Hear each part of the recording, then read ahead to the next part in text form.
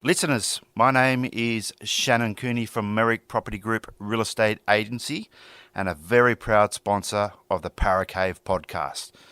If you own a property in the Penrith LGA or Lower Blue Mountains and would like to know what it's worth in today's market, give me a call on 0421 588 445. Broadcasting live from the Paracave. Hello and welcome to another bumper episode of the Paracave podcast.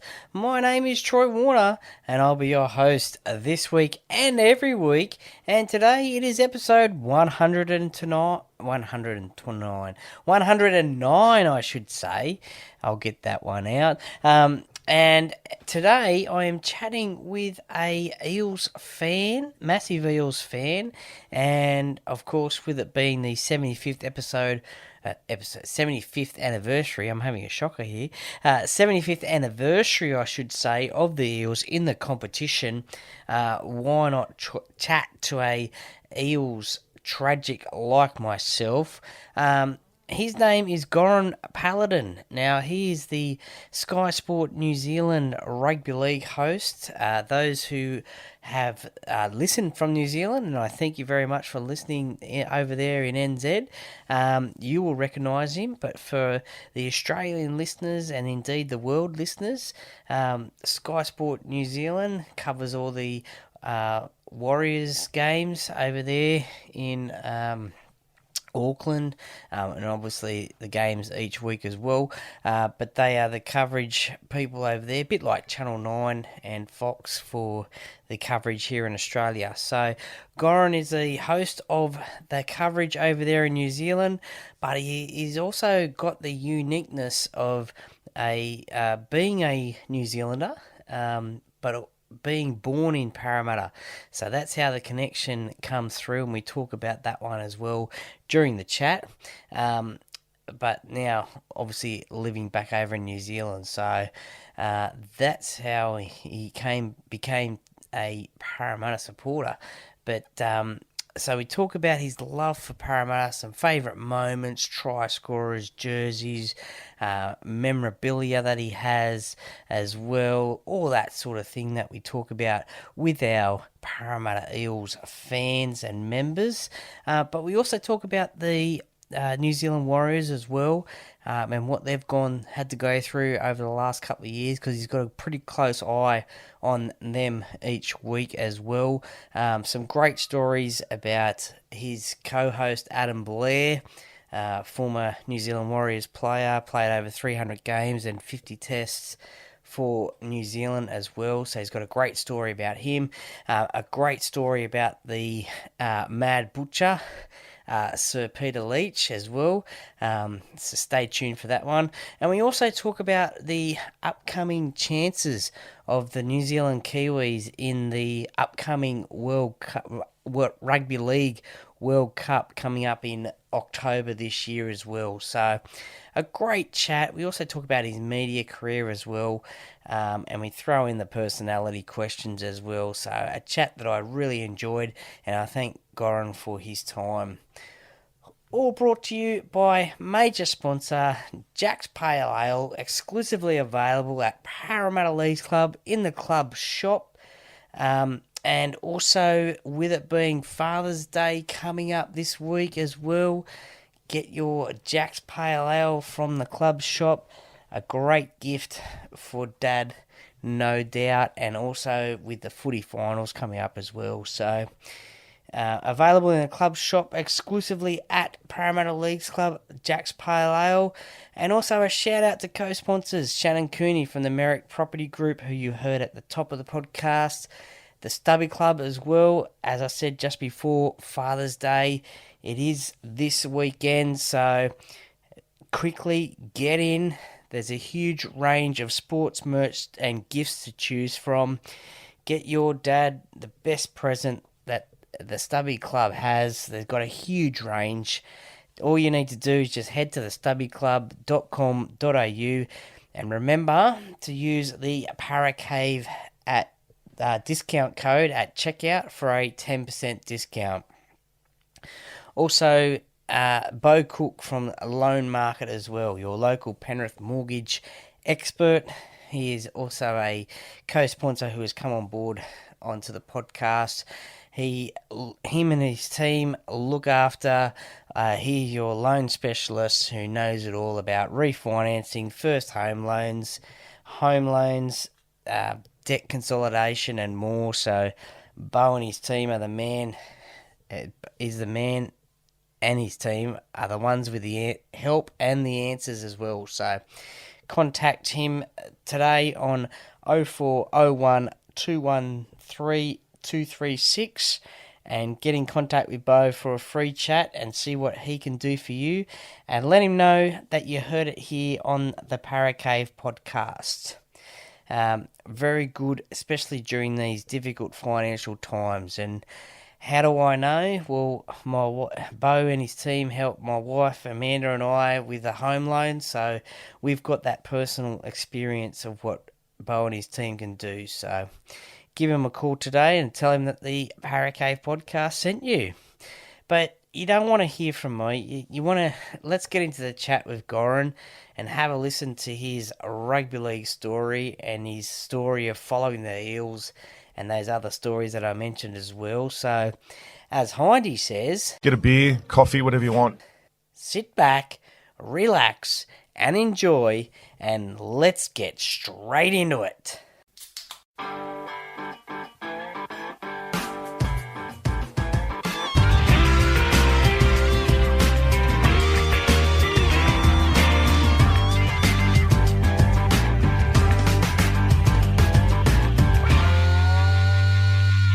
G'day, I'm Goran Paladin from Sky Sport in New Zealand. Just about to have a chat with Troy in the Para Cave. Can't wait. And as you heard from his intro, my guest today on the Para Cave podcast is on Sky Sport New Zealand as a rugby league host, but is also a massive Parramatta Eels fan as well, and has the unique thing of being a New Zealander but being born in Parramatta, but living back now in New Zealand. And with it being the 75th anniversary of the Eels in the competition, why not chat to another Eels lover as well and have a chat about them, about the Parramatta Eels as well. So welcome to the Para Cave podcast, Goran Paladin. Troy, absolute pleasure. Thanks so much for having me, mate. It's an honour. Not a problem. Thank you very much for joining me. Now, as I said in the intro, you were born in Parramatta. Tell us a little bit about your growing up. What was it like? What sports did you like to watch and play? Yeah, well, I suppose I've got my parents to thank for the fact that I'm a diehard Eels supporter. Just a little bit of background about how I came to be born at Westmead Hospital.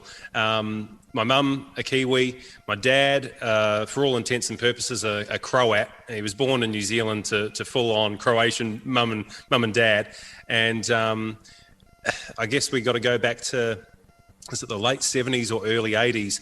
And Dad being a builder, there was a lot of work on in Australia. So the family decided to uproot and head from Auckland to Sydney and domiciled in Parramatta. And then that's when I popped out. So for the first 4.5, almost 5 years of my life, we lived on O'Connell Street, Nice. Probably a stone's throw away from the stadium.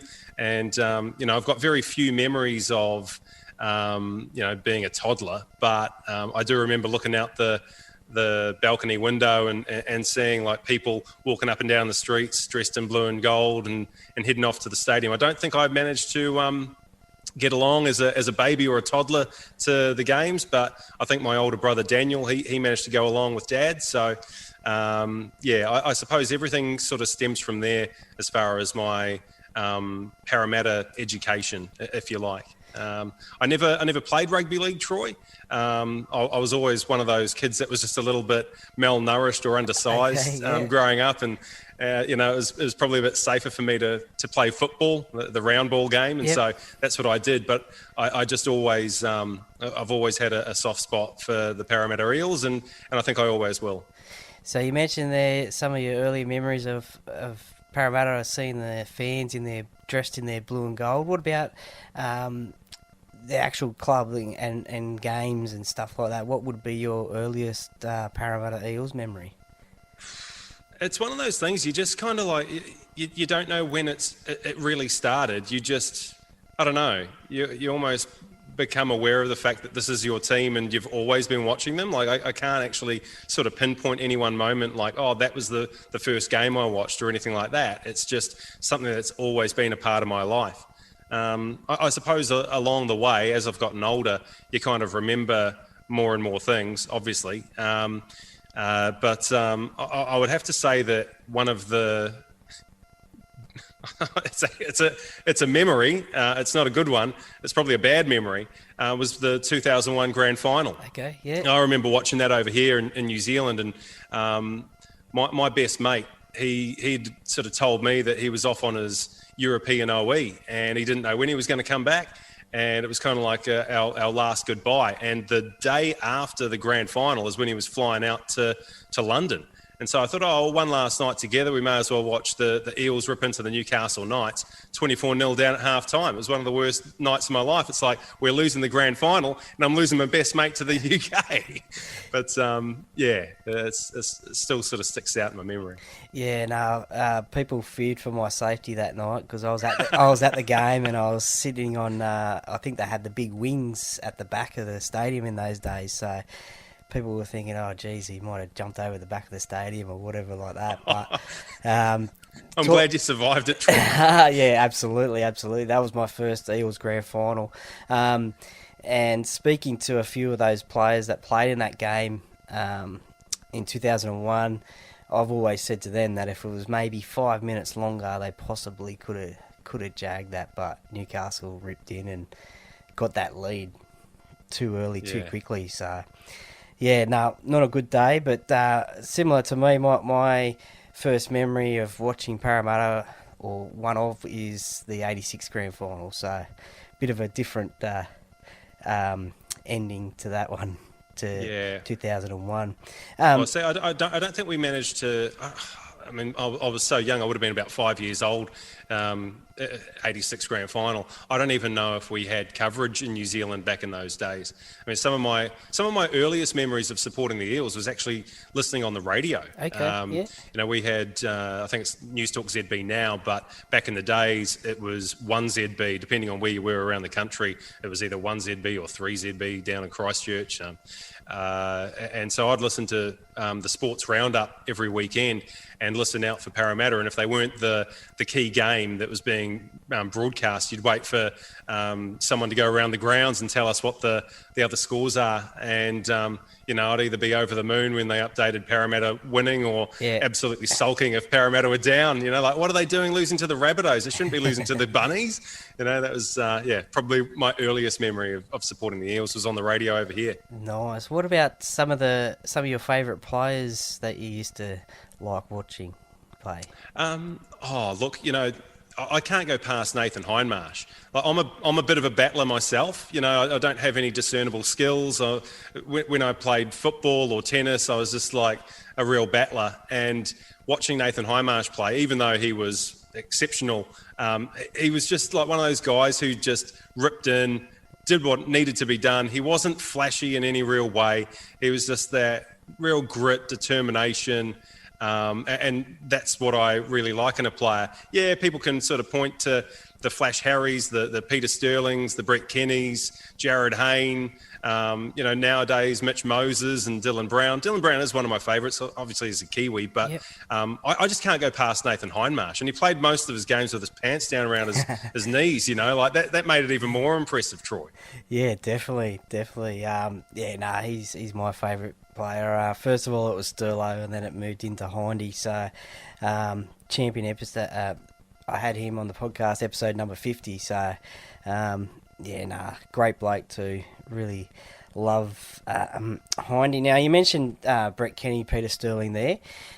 What are your thoughts about the big immortal debate? Do you think either one of those or both or somebody else from Parramatta should be an immortal of rugby league? Oh, you got to... If it was anybody, it would be one of those two, wouldn't it?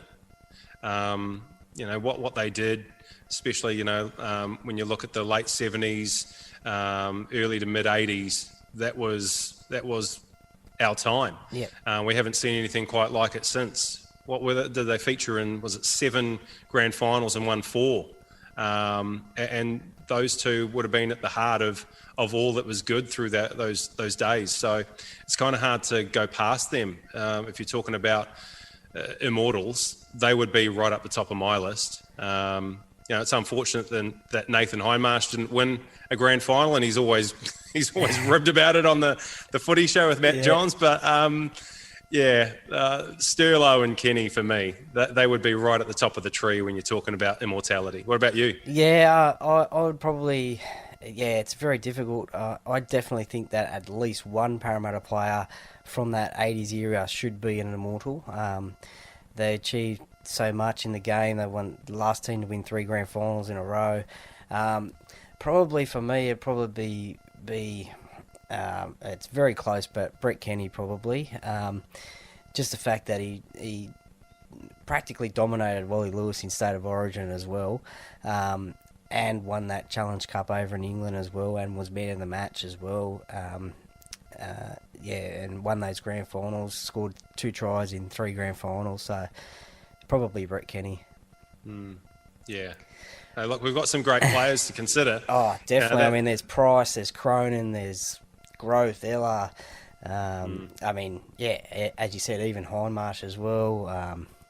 Could go down as, even though he didn't win a premiership, go down as a immortal of the game. You mentioned Dylan Brown there. He's a current Kiwis player, as well as Isaiah Papali'i. What about some of the... who have been some of your favourite Kiwi Parramatta players that you've seen? That you can think of? Nathan Kalis. Yeah, definitely. He, like Nathan Hindmarsh, is one of those no-nonsense guys. And to be able to captain Parramatta, I thought was just exceptional for a New Zealander. Let's talk about Dylan Brown, though, because, he is one of my favourites for right now. And I think ever since he turned up in first grade, we've seen how good he is defensively.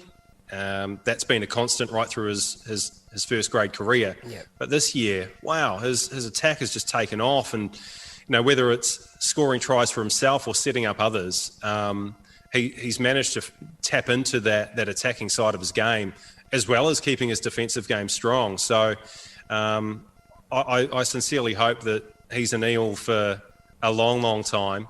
And, I suppose to double down on the bias, I hope that he's in the Kiwis mix for a long time as well, because, I was lucky enough to be at Mount Smart Stadium when International League returned. Yep. And they took on the Tongans and absolutely whipped them. And to see him alongside Jerome Hughes, such a good combination. And Dylan Brown, because he's, we've been starved of rugby league over here in New Zealand, with the Warriors being stuck in Australia.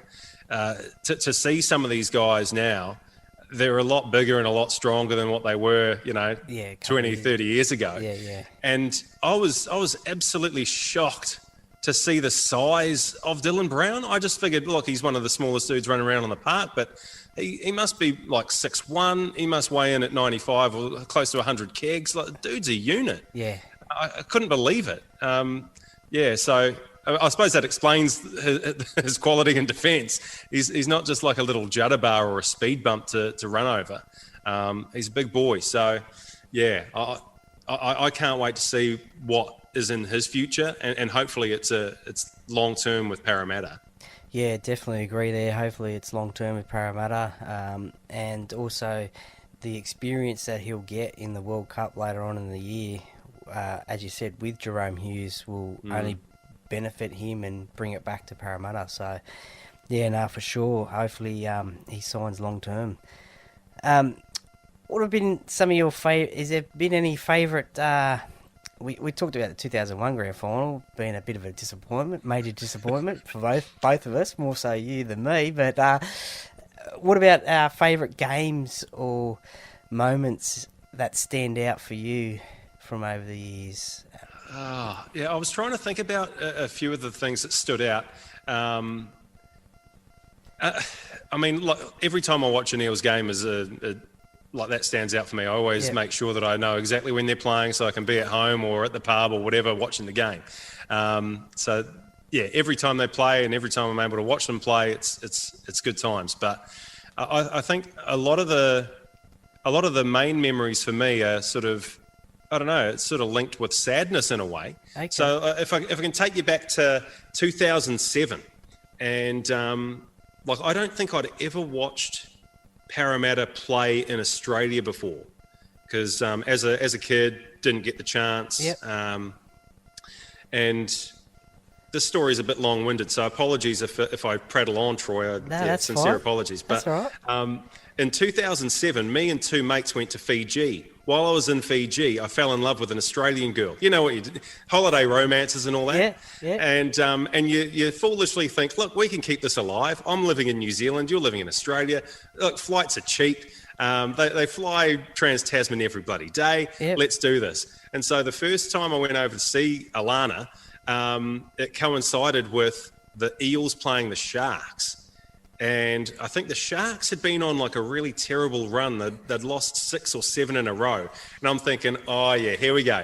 Finally going to get to Parramatta Stadium, going to watch the Eels absolutely destroy the Sharks. And they took us to Golden Point extra time. And then I think it was Seymour with a drop goal to win it. And I was just like, this is bullshit. You come all this way and this is what you get. So that was one experience, which sort of fell flat on its face. Oh, and Alana and I just didn't go the distance either, in case you were wondering. The following year, me and my best mate, who had returned from Zoe after the disappointing time of 2001, he's come back, he's found himself a wife. We're all off to Mount Smart Stadium. I think it's round 2, 2008, up against the Vodafone Warriors. Parramatta lose. You'll know the huge supporter of rugby league in New Zealand, Sir Peter Leatch, the Mad Butcher. Yeah. Now, I don't think he does it these days, but every home game he used to put on the Mad Butcher Lounge. And in it, like you basically buy your ticket to the game, but then you also purchase an additional ticket to his lounge. And so he's putting on like entertainment high above the ground in the West Stand. And so I'm in there. Yeah. Everybody's supporting the Warriors. I turn up. I've got my Eels jersey on. I'm wearing my Eels stubbies. I've got an Eels inflatable big finger on. And everyone's like, what the hell's this guy on? We lose the game. I'm dragged up on stage by the Mad Butcher, and he's like, what the bloody hell are you wearing? You can't come in here dressed like this. And I was like, I'm just supporting my teammate. And after a bit of back and forth, I managed to walk away with a $50 meat pack, which was pretty good. But then as I was exiting the stage and walking back through the lounge, two passionate Warriors supporters who had probably one or too many Woodstock bourbon and Cokes under their belt, they were like, what are you doing dressed like that in here? And I said, I'm just supporting my team, much the same as you. And they proceeded to pick me up. And I was like horizontal with the ground, two of them with, arms under legs and torso. Yeah. And they're carrying me towards this open window. There's like an open window at the top of the West Stand. And they were going to throw me out. And I was like, I can play this two ways. I can either like fight for my life and try and punch somebody, or I can sort of, just, I don't know, like go with it. Go with the flow. And I opted for going with the flow. In the end, they stopped short of throwing me out the window, thank goodness, and put me down, and we ended up hugging it out. And I think they were happy because they'd won something like 30-16. So I think if it had been the other way around and the Eels had won, I probably would be dead. Yeah, wow. But that's what you get for supporting your team. Yeah, no, that's true. Yeah, definitely. Well, you mentioned Sir Peter there, absolute legend over there in New Zealand and of Warriors and rugby league as well. Have you got a go-to Sir Peter story? A funny one about Sir Peter at all? I've got a couple. I'll tell you one. So many years ago when I used to work at a place called Radio Sport, Sir Peter Leatch put on like a Christmas party for all of the New Zealand sports media that was involved in covering the Warriors in some way, shape or form.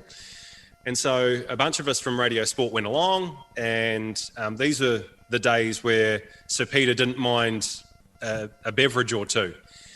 And we're all sitting around in like at these circular tables, and one by one he would go around each table and go, "On your marks, get set, go!" And then he would down his drink and basically race everybody at the table.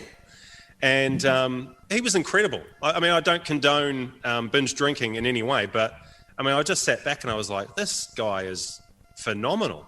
And he got to one of my old workmates, Kent Johns, and he goes, "On your mark, get set." And when he said get set, his dentures fell out of his mouth and into Kento's bourbon and cola. And he's like, "Well, I can't drink this." And he's like, "Go." And so he just drinks it. And poor old Kento's trying to fish out the Mad Butcher's dentures. Oh, wow. He didn't drink his drink. No, don't blame him. Don't blame him. That's for sure. Has there been any favourite tries that have stood out for you from over the years? Eels tries or try scorers, perhaps? Mitch Moses going the length in that, it was the first game at Combat, wasn't it? That was brilliant. Jared Haynes' try against the Dragons where he kind of went through. It was almost like he had spiders on him. That was exceptional. Fui Moi Moi in the grand final. Yeah, what a try that was. That was pretty amazing. It was kind of like, are we out of it? Are we not? Oh my God, this guy has just destroyed everybody to get to the line. I think there's still a chance. Yeah. Those are a few that sort of stand out for me. Yeah, some great try scorers there. I actually saw the other night on Fox, I think it was last night, Semi Radradra scoring the 4 tries against Brisbane, and his last try in 2017 against the Broncos up there, just the length of the field job, and great try scorer Semi was. I see there that you've got the old New South Wales Rugby League Parramatta Eels Hardy's jersey on there. Obviously, is that your favourite Eels jersey that we've played in from over the years? Yeah, it's sort of reminiscent of my childhood in a way. It was, I mean, this is obviously not the one I wore as a kid. No. This was like a gift for my 40th birthday last year. But I remember as a kid at school having pretty much exactly the same jersey, and I'd wear it to school pretty much every day. And if I couldn't wear it every day, it was because Mum had to wash it, and then I'd get it back the day after. But this is my Eels childhood, this jersey, and it's kind of cool that you can purchase retro ones today and relive those memories. Yeah, that is what my childhood was, just wearing this jersey, and just telling everybody about my love for the Parramatta Eels. Yeah, no, I'm a when it comes to Parramatta jerseys, I'm a stripes man. So much like the one you've got on there and the early '80s ones, it's got to have stripes on it somewhere. So hopefully they never go away from that.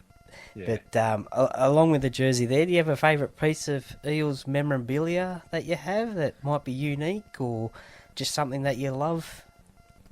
Yeah, I moved house. I don't know where it is. Everything's in boxes still, but it's my Eels wallet. It's like a light blue Velcro strip thing. Where peel it open. Both my brother and I had those from a very early age, and it was just like light blue, had the Eels emblem on the front, and hopefully my brother doesn't watch this. I lost mine, and I ended up just taking his, and so the wallet that I have is actually his, but don't tell him. I've still got it somewhere, but I don't use it day-to-day purchases or I don't have my cash flow card or my credit card in there. It's just somewhere in a box in the house. Well, I think Aaron Wood still walks around with a Velcro wallet. I think he. Trying to bring it back. I mean, everything is sort of like cool these days. If it was cool 30 years ago, it's cool today. So I don't know. Maybe I should bust it out. I just don't know if there's like enough slots for all the cards that you require these days. Maybe it could be a finals thing or something. Something like that. But we know there's a massive Eels following pretty much wherever you go. There's a big one up in Queensland or pretty much anywhere you go. What's the support like for the Eels in New Zealand? Obviously, they support the Warriors first of all. But yeah, what about the Eels? I don't think it's overly strong. Got to be honest.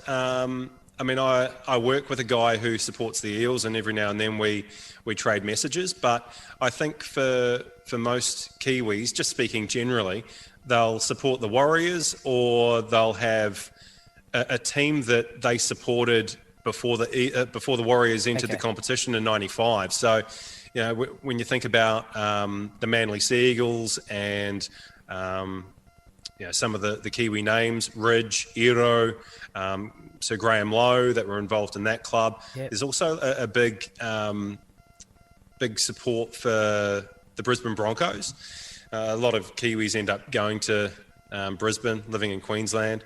So I feel like there are more supporters of the Broncos and the Manly Sea Eagles than the Eels. But yeah, predominantly, as you'd expect, Vodafone Warriors. Yeah. Like, if you're a league supporter in this country, you're generally back in those boys. Are you a international Eels member at all? No, I'm not. No? How do I do that? Just go to the website and sign up. There is international memberships available to become a member of the club. So we might might be the first New Zealander. Hopefully, there are a few more. A mutual friend of ours, Craig Norenbergs, he's a huge Raiders supporter, and 1 year for a birthday gift, he signed me up for the Raiders membership, and I was like, I don't want this shit. I got like a Raiders towel and a cap and a toiletries bag, and I was like, what am I going to do with this? Yeah, I just binned it. Yeah, that's it. Well, yeah, I mean, you get a similar pack, I think, for an Eels member, but yeah, I'll let you know after this how to get it done. Let's just park the Eels for now and chat about the present. And you're a host on Sky Sports TV for the Rugby League. How good is it to see the Warriors back in New Zealand? It's brilliant. Yeah, it's so good. A bit of a background. So the guy who used to host the coverage, Stephen McIver, and did a great job for a long time, he sort of stepped aside after, it was like 24 or 25 years of hosting the league coverage. And then I got the call up at the start of the 2020 season. And of course, after the very first game, we hear news of the COVID spread and the fact that the league is about to shut down. So I managed to do 2 games, both studio-based, and then we basically went into lockdown for the rest of the year. Yeah. And even though we got back to kind of doing things normally, Sky Sport decided, look, we're not going to do studio stuff anymore because we just need to batten down the hatches, essentially. So that was my first year. I got to do 2 studio games. Last year was a bit better.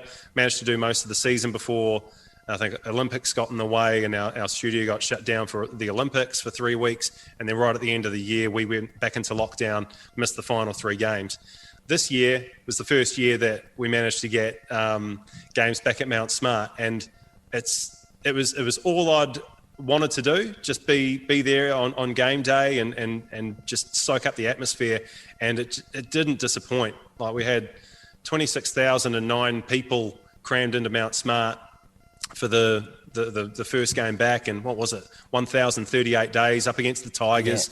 Yeah. It was like the perfect result. They kept them trialists, 22-2 winners, and it was kind of like it was a different kind of atmosphere. It was like a celebration. It was like a festival, a festival of rugby league. It was almost like competition points and ladder position that just went out the window for the fans and attendance. It was kind of like this outpouring of emotion, and people in the stands seeing each other for the first time in 3 years, because that's what it is, you know. Like, a lot of the Warriors supporters, they have the same seat year after year after year. They'll be in this bay and this stand and this number seat, and so they wouldn't have seen these people for nigh on 3 years. And it was just like a really cool vibe and a really cool atmosphere to be a part of. And to finally have home matches at Mount Smart Stadium, it's just the coolest thing in the world. Like it's the coolest thing I've ever done in my work life. And I just wish that I could experience that every week. I hope to get over there one day for a Eels Warriors game. I've achieved one goal of going to every single game in a season. That was in 2018. Wow. Home and away. But we didn't play the Warriors that year, obviously. And so I want to try and get to every sort of like NRL ground. And I've never been to New Zealand before either, so might have to try and tie in a family holiday into a rugby league game as well, maybe. Oh, absolutely. Yeah, and if you need a place to stay, just come and crash at mine, mate. No worries. Got a few rooms. Sounds good. Yeah, we'll put you up. We'll organise it. Now, obviously, the Warriors made that massive decision of staying in Australia for the last 3 years to keep the competition going, and every rugby league fan thanks them for that. What impact on them developing as a club do you think that had on them staying in Australia for the last couple of years?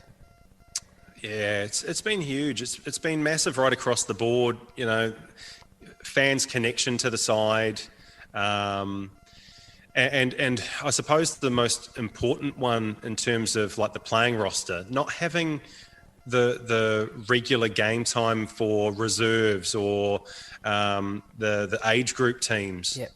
Like that's really put them behind the eight ball, something fearsome. So just to see that next year there's going to be, reserve grade and all that sort of stuff come back, that can only be a good thing for them, because, what we've seen over the last 2.5 years, nearly 3 years, is that the Warriors have a severe lack of depth.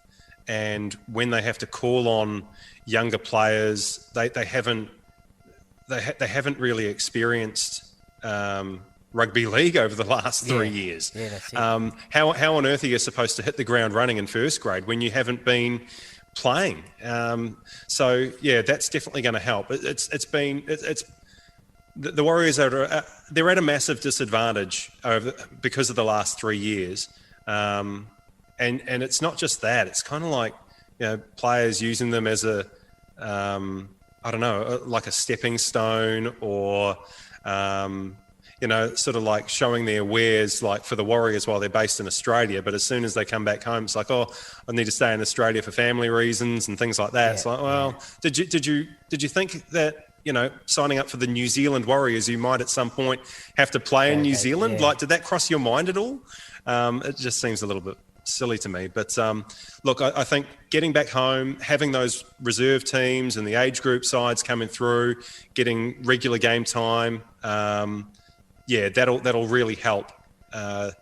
Hopefully they've managed to secure a decent coach in Andrew Webster. He's somebody who knows the club inside and out with his time at the Warriors a number of years ago. He did some work with old Cappy, Andrew McFadden, back in those days. So look, as somebody who follows the Warriors, I sincerely hope that they do improve, because the fans have sort of suffered over the last 3 years.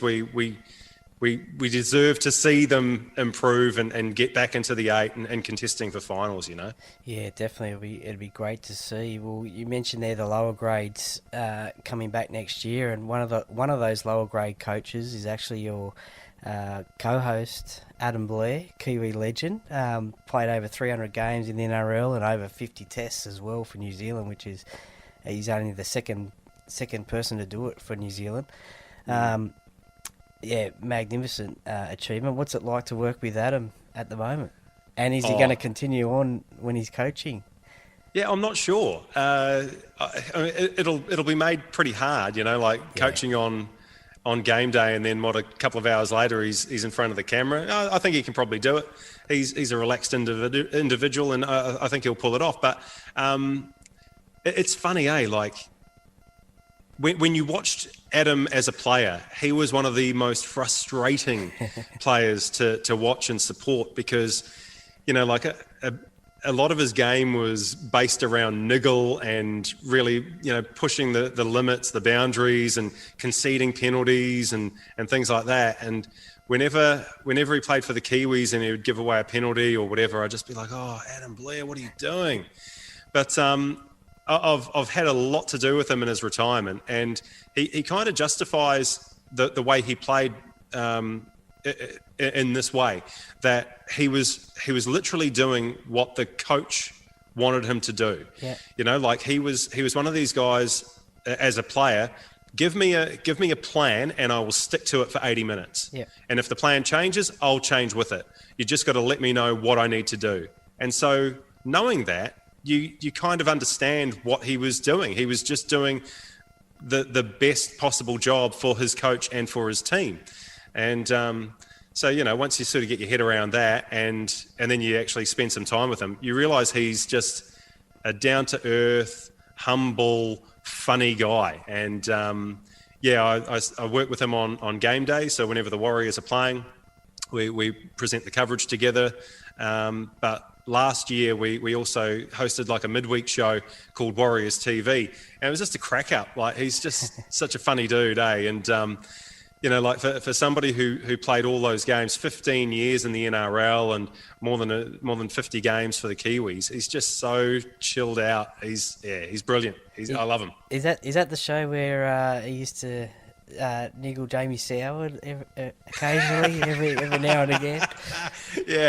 Yeah, because we had a segment called Keyboard Warriors, like getting Warriors fans to write into the show via Instagram or Twitter or whatever and ask questions. And every single week, old Wow official would come in with a question. I'm like, how the hell is this guy even watching our show?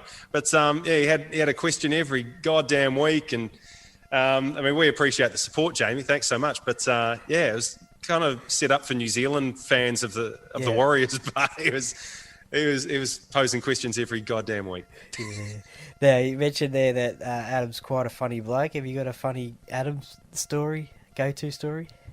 Oh, funny Adam story. Maybe an off-camera story or something like that? Nah, not really. He's just he's just a laid-back dude who likes to laugh. Like I don't think I've got any particularly funny stories, unfortunately. Sorry, Troy. No, that's okay. No, fair enough. All good. Well, we mentioned the World Cup a little bit earlier on in the chat. It's coming up in October this year, October 15. It kicks off. How do you think New Zealand will go in the World Cup? Because it's a strange sort of. It's going to be an interesting sort of World Cup this time around, because we haven't had international football for the last 2-3 years, so we might see a few surprises or curveballs thrown in. I think they'll do a lot better this time around than they did last time. I mean, the previous World Cup was marred by defections and people heading back to their island nations. Jason Tamalolo, the obvious one from a Kiwis perspective. But I feel like this time around, they're so much stronger. We've got a ridiculously good forward pack. We've got some of the best backs in the game. We mentioned Dylan Brown and how good he is and how good he can be given more time in the saddle. Joey Manu is he's ridiculous. Yeah. It doesn't even matter where you play him. Yeah, he could play fullback, he could play centre, he could play in the halves. As long as he's involved, he will find a way to get involved. And that performance against Tonga a few weeks back was just sublime. Like, I don't even have words to describe how good it was. Yeah, he was just involved in everything, and everything he did was phenomenal. So I think we'll be pretty good come the World Cup. I rate Michael Maguire as a person and as a coach. I think that's the right person to lead them. It's just a case of figuring out what other nations are offering, because we haven't really seen them for a number of years. It's been sporadic at best. And when you hear about the likes of To'o and Luai saying that they're going to pledge allegiance to Samoa, we already know how strong Tonga can be. The Fijians look pretty good. England's obviously going to pose a threat. Like, all of a sudden you look at the Rugby League World Cup and there are so many nations who can push the likes of Australia. It's exciting. And I firmly believe that the Kiwis can be right up there contesting a final. And I certainly hope they are. Yeah, no, it's good to see for International Rugby League, all nations competing, and there's no real, clear-cut favourites.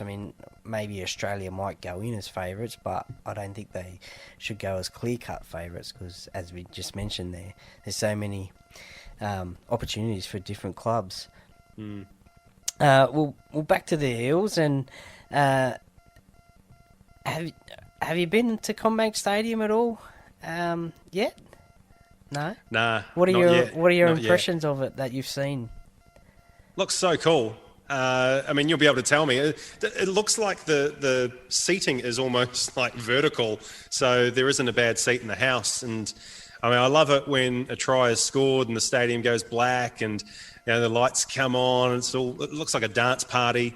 And it looks like a rave. It must just be the coolest thing ever. At some point, I've got to get there because the old Parramatta Stadium that I saw in 2007 probably doesn't sort of make the grade and when you compare the two. But yeah, it'd be awesome to be able to get across and see it. I think, because how long has it been open for? Did it open? 3 years, 2019. Yeah. So Yeah, so it was sort of like just before lockdown. yeah, that's right. And the coronavirus outbreak. And so, travel has obviously been an issue, but at some point, whether it's me going on my own or dragging the family over, I'd love to get over there and check out an Eels game there. Just looks so good. If you ever do, let me know and we'll catch up for sure. And I'll take you for a tour around CommBank Stadium. Oh, cool. So we're not doing like a house swap thing? Like I said that I'd put you up, but you don't want to put me Well, up? mate, That's a bit sad. Yeah, no, you can come over here. We can rent out the Para Cave, mate. There's plenty of room in there. Don't worry about that. I'll bring a sleeping bag. And then by the time this episode comes out, it'll probably be the last round of the regular season, where I think we play the Storm on the Thursday night. But and then it comes into finals. How do you think Parramatta will go in 2022? Do you think we can win the comp, and who do you think will play in the grand final? Never say never. I'd love to think that they could make the grand final. Yes, they've been very inconsistent this year, but all you need to do once you find yourselves in that playoffs mix is string 4 decent results or 3 decent results together. And can they do that? I've got confidence in them. They've beaten Penrith twice this year. Who can say they've beaten Penrith twice this year? Nobody. So, if they come up against the Panthers, I don't think that they would fear them. My worry is the South Sydney Rabbitohs. I feel like they're called the Bunnies, but we are their bunny. It doesn't matter who they put out. We just seem to struggle against them. So it's almost a case of if you can avoid the red and green, then you could make it all the way to the grand final. And if we played the Penrith Panthers, there's no reason why we couldn't tip them up. So I'm definitely not going to rule them out. And I think with Mitch Moses coming back from his finger injury, Dylan Brown playing so well, we've got an awesome forward pack when Junior and RCG are just rolling through the middle and then allowing Mitch and Dylan to play off the back of that. So there's absolutely no reason why we can't go deep into the playoffs and make a grand final. Who would I like to see them come up against? Yeah, I would like a battle of the West in the grand final. Let's go the Panthers. They've been the best team in the competition for the last 2 or 3 years. Let's knock them off in the big one. So bring it on, I say. Well, as a Eels fan living in Penrith, that'll be a very nerve-wracking week, I think. And how do you get away with that? An Eels fan in Penrith? You can't walk down the street, surely. every day in Parramatta stuff. Every day. It doesn't faze me. Doesn't worry me. And especially earlier this year when we beat them at home, it was great to walk around. If you ever need to talk to anybody, Troy, about all the verbal barbs coming your way and maybe you're feeling a bit down, just give us a call, mate. Okay. 'Cause, what do they say? A problem shared is a problem halved. Yeah, I don't want you carrying that weight around. No worries. Thanks for that. We all need to look after each other in these times. So, yeah, Absolutely. grand final week, I might be giving you a call. So, one quick thing that I just remembered going back to the jerseys, a few years ago, Parramatta was sponsored by Unibet on the back of their jersey, and with New Zealand's gambling laws, can't advertise gambling on jerseys and stuff like that. So they had to get rid of the Unibet name. So they ran a competition for Eels members, so you could win to get like your nickname or your name in the circles on the back of the jersey. And I was fortunate enough to get one. And it was Willie Tonga, the captain on the day, which was pretty cool. But, I mean, we got smashed that day, so that wasn't... I think it was about 48-18, but, that was one Eels Warriors memory that I've got. So, just thought I'd share that one. We'll wrap things up with the segment that I call the Set of Six. It's basically the sort of like personality questions to get away from rugby league a bit. But what's your favourite sport outside of rugby league? Football. I played football all my life up until, I suppose, work got in the way, and you couldn't make trainings and you couldn't make Saturday matches. Football for me. In my very first year as like a junior, I think I was either 5 or 6, they put you into different teams and I don't know if they still do it, but they would call each team an English football name. And so, one of my friends was playing for Stoke City, another was playing for Coventry. My best friend was playing for Queen's Park Rangers, and I got put in Liverpool. So I've supported Liverpool ever since I was 5 or 6 because, that's the name of your team. You want to find out a little bit more about them. So, football is the other big one for me. League first, football second, and, huge Liverpool supporter and the Wellington Phoenix over here as well in the A-League. Well, just recently, Liverpool have been doing quite a lot better than Parramatta, winning the FA the English Premier League title, and so they've been quite successful over the last few years. Yeah, it's been handy. I think they won the the FA Cup and then the English League Cup. So, a couple of titles, but with any luck, the Eels can win some silverware this year, eh? That's right, 100%. What's your specialty dish in the kitchen or on the barbecue? Oh, I hate cooking. Okay. Like people often say, do you get nervous when you go on TV and you're doing the Warriors stuff? And I'm like, I get more nervous cooking a meal in the kitchen. Because over here, I don't know what they do in Australia, but you can get those boxes which have maybe 4 or 5 meals for the week ahead. Oh, yeah. But there is some assembly required. And so over here, it's Hello Fresh. And same.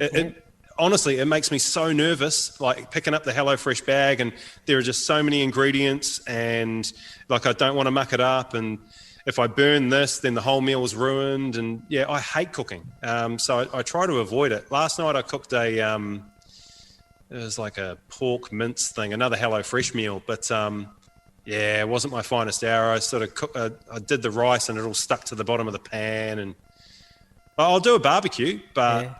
Yeah, I just suck, mate. I'm one of those guys who'll either go to McDonald's, Burger King, or Wendy's, and rather just do the fast food stuff.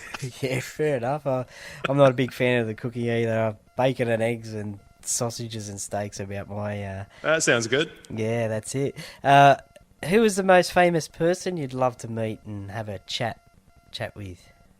Who would you love to sit down and have a coffee or... and a chat with? The most famous person I would like to meet. A famous person that you haven't met before.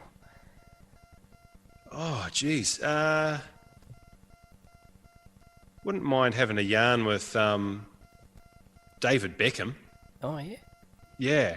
I mean, that guy is he's one of the most recognisable faces on the face of the planet. You know, like, what must that be like? And just also, you know, he was a pretty darn good footballer. So someone like him or Will Smith, so I could ask him why he slapped Chris Rock, because I don't think we've got a real honest answer. Was that real? Was that staged? I don't know. I mean, if you're going to march the stage like that, just punch him. Don't open hand slap him. Like, you've gone all that way and then you kind of, I don't know, you pussied out to a certain extent. So, yeah, maybe having a chat with Will Smith.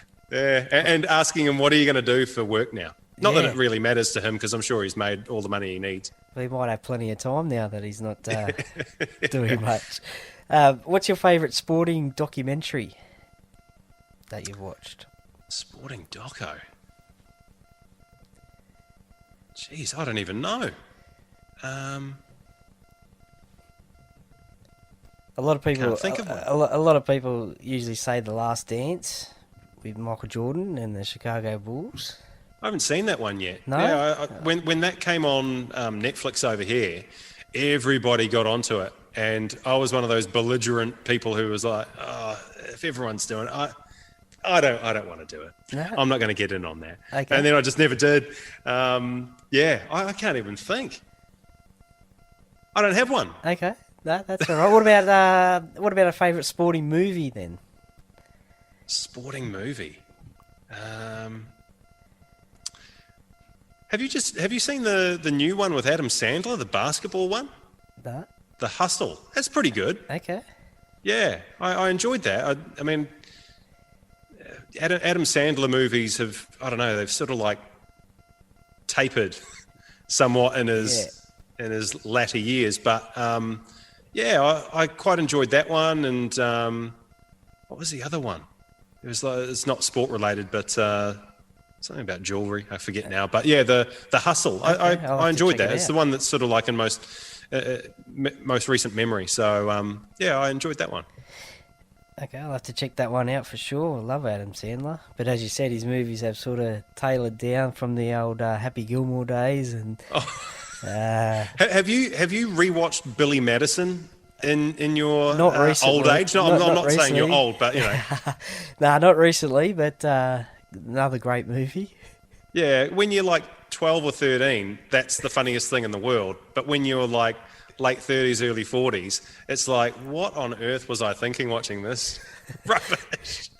Well, getting off subject, my favourite movie is Dumb and Dumber, so I've seen that a million times. So, now, if you weren't on TV or you've previously done radio and the like, what profession? If you weren't doing that, what profession do you think you would have done or wanted to do growing up? Oh, that's easy. I was going to be a professional wrestler. Okay. Yeah. So like me and my mates, we used to grow our hair long. Like I used to have a diet, long blonde hair down to the shoulders. I thought I was going to be like in a tag team with Kevin Nash, or Diesel, as he was once known in the former WWF. We used to perfect all of our wrestling techniques on a massive trampoline at my mate's house. It was me, my mate, his two younger brothers. We'd be doing power bombs and pile drivers and using the next door neighbour's fence to leap off of and do frog splashes and elbow drops and things like that. So, if I was like 5 inches taller and 30 kgs heavier and still had long hair, I would have tried to do the old Daniel Vito and make it in the WWE. Yeah, well, you mentioned WWF there. I don't know why they changed the name, to be honest. Should have just left it at WWF, and there was some great wrestlers back in the day, the Ultimate Warrior and Macho Man Randy Savage and Junkyard Dog and Hacksaw Jim Duggan. There were some great ones. I used to love Coco Beware. Do you remember him? The guy with the parrot on his shoulder. Yeah. I was like, who brings a bird to the ring? But it It was cool. I used to love Coco Beware. He didn't win very often though. Not many, which not was many people gutting. know of him or mention him when you mention wrestlers, but yeah, good old Coco Beware, yeah. It's a throwback. Yeah, definitely, 100%. And the last one, who is your favourite band or solo artist to listen to?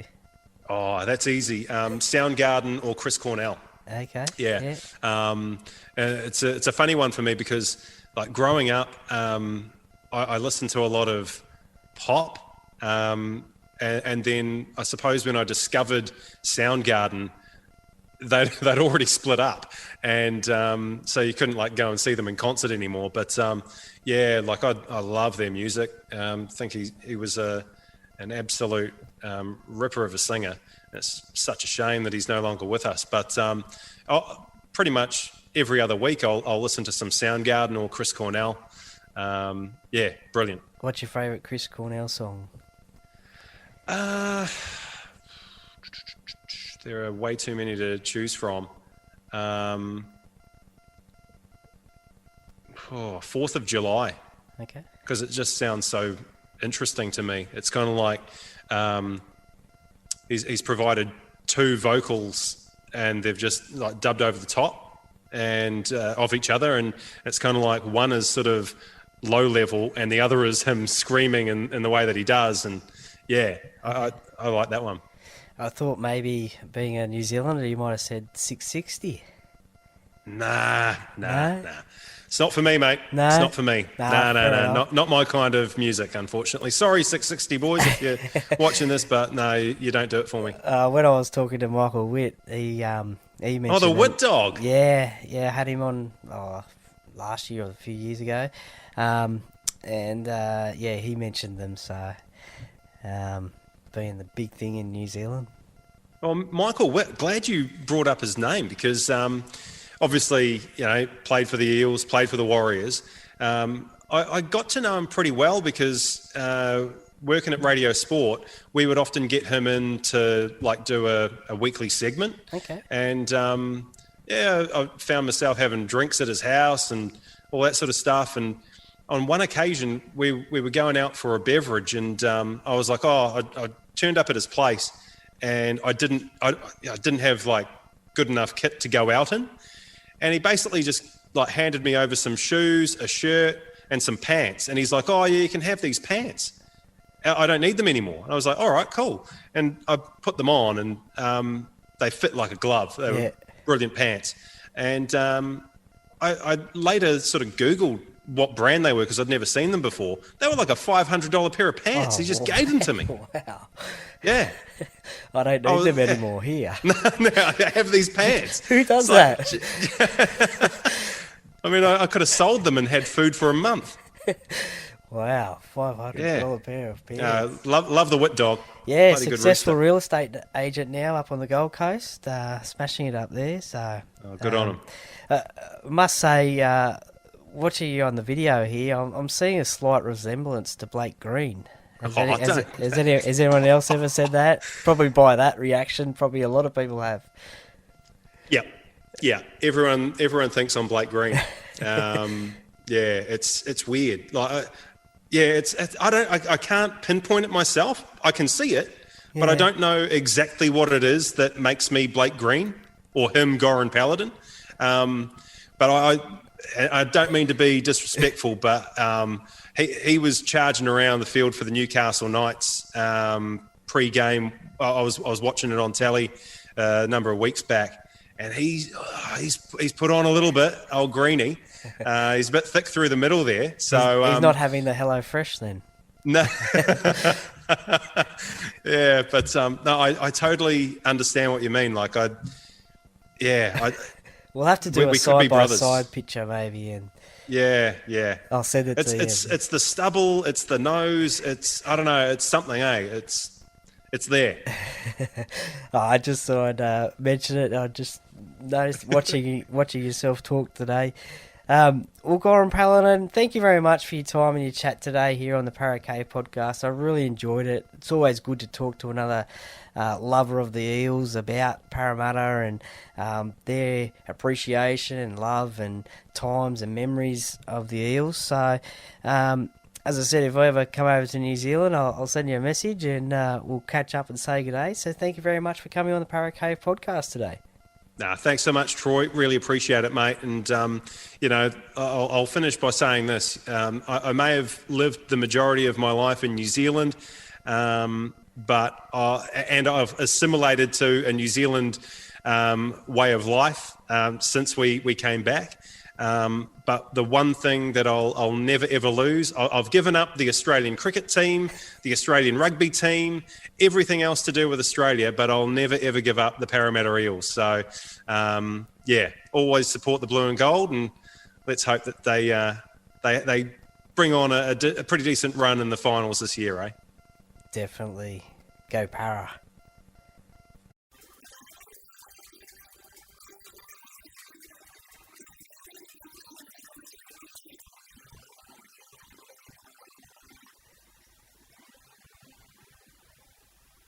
Well, welcome back, and thanks for listening to Goran and his rugby league story and his support of the Parramatta Eels and the talk about the World Cup and also the New Zealand Warriors as well. There's some great, interesting stories in there, a few laughs as well, and it was really great to chat to someone who has a massive following of the Eels, much like myself, and to learn about his favourite moments, team, tries, try scorers, games, his memories of the Parramatta Eels growing up as well. So it's always good to hear other Eel supporters' stories. So I hope you really enjoyed that one as much as I did. And Goran, if I ever make it over to New Zealand, I'll be looking you up and taking you up on that offer of the accommodation. And also, likewise, if you come over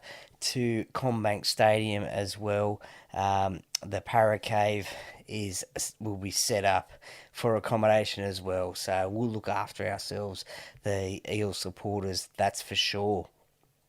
Thank you very much for your time in the chat.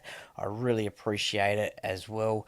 And listeners, later on in the week, you will be able to see this interview on YouTube as well. It was a Zoom chat as Goran was over there in New Zealand, so you'll be able to see that on the Parra Cave podcast YouTube channel. If you'd like to see the visuals of that one and hear the story, that will be available later on in the week as well. Once again, a quick shout out and thanks to Jack's Pale Ale, a fantastic major sponsor of the podcast. Just head to the Leagues Club shop for your Jack's Pale Ale, and as I said in the intro, with Father's Day coming up, what better present than a 6-pack or a case of Jack's Pale Ale. Thanks also to co-sponsor Shannon Cooney from the Merrick Property Group, who you heard at the top of the podcast. Contact Shannon for all your Penrith and Lower Blue Mountains real estate needs, either buying or selling. Also, the Stubby Club as well, thank you. And don't forget to head to thestubbyclub.com.au and order your NRL merchandise today using the Parra Cave discount code, and you will get 10% off. And once again, Bo Cook from Loan Market as well. His contact number is 0401 213 236. Get in contact with him for a free chat and see how he and his team can help you get on top of your home loan and find you that best deal. Please support these businesses that support the podcast, that help bring you quality entertainment each week. Share the love on socials as well. And if you'd like to become a sponsor of the podcast and get your business noticed, please feel free to send me a DM on socials or email the Parra Cave podcast, all one word, at yahoo.com, and we'll see what we can do for each other. Thank you once again to you, the listeners who are listening right now, for listening to Mike Eden and his rugby league and life story.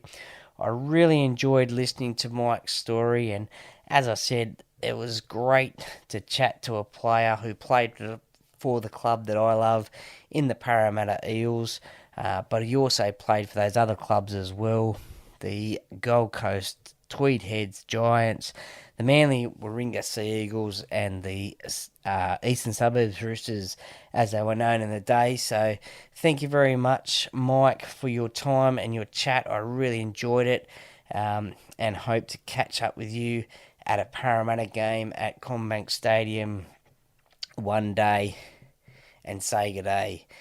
Thank you to you, the listeners, for listening and sharing with your family and friends. Please, if you liked it, give it a 5-star rating and review on the podcast platform you listen to. It would be most appreciated.